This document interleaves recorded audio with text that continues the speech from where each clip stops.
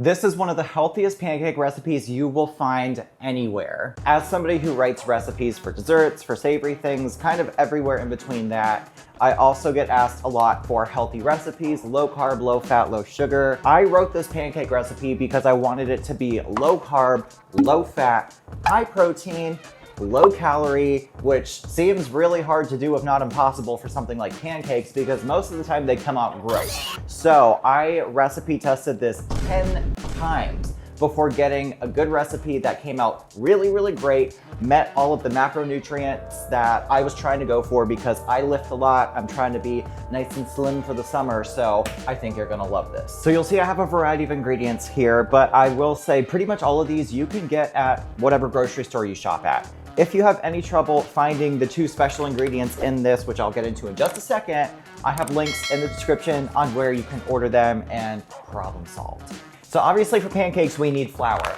So the really important ingredient with this recipe is this King Arthur flour keto flour blend.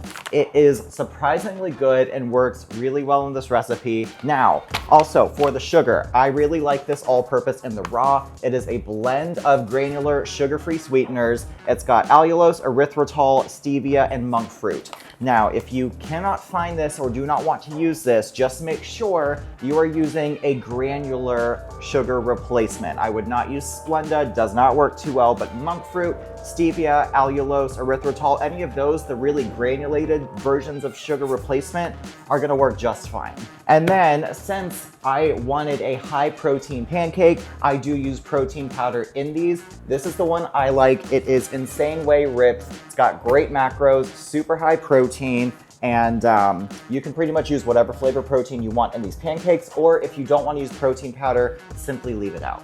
Now, in terms of putting this together, it's actually very, very simple. Everything just goes in one bowl, and that's it. We start with the dry ingredients. So that keto flour blend, I have 1 cup of, and then the sugar replacement, I have 3 tablespoons of. Now this recipe is gonna make about 6 pancakes and the serving size is 2 pancakes. And I found that especially with the protein powder added, they're very filling. So I think you'll be very pleasantly surprised. And then if you are using protein powder, go in with 1 scoop. Mine is chocolate. I really love chocolate protein. If you want to use vanilla or a crazy wacky flavor, go for it. Customizable, love it. And then we are gonna add some baking powder, a teaspoon of that, a 1/4 teaspoon of baking soda, and a pinch or about 1/8 of a teaspoon of kosher salt. Then all you gotta do is whisk your dry ingredients together, and that is it for the dry. Now we have some wet ingredients here. So I have 3/4 of a cup of unsweetened almond milk. If you want to use vanilla almond milk, that's totally fine. And then I'm also going in with some non-fat plain Greek yogurt. So 1/3 of a cup of Greek yogurt going in there. And then of course we need some flavoring. So vanilla extract, I'm gonna add in about 1¼ teaspoons of that. And don't you worry about a thing, my darling. The written recipe is in the description with the gram measurements and everything you need to know. So if you don't write this down, just scroll down to the description and you got everything you need. And then last but certainly not least, we have 2 large eggs going in. So just gently whisk this together. Now, because this is a wheat flour, the rule of don't overmix does apply here, because if you overmix wheat flour, it gets tough. So I am just gonna mix this until everything is combined. So when it comes to cooking these pancakes, you can either use a skillet or a griddle. If you are using a skillet on the stove, we're not gonna be adding oil or butter to that because that's gonna add fat to this low fat recipe. I would use cooking spray it lightly after you have heated it on a medium heat. Do it just before you add the pancakes onto the pan. We're gonna be making these about 1/3 of a cup per pancake. It's gonna make roughly 6 pancakes and a serving size is 2. Here we go with our 1/3 cup of pancake batter.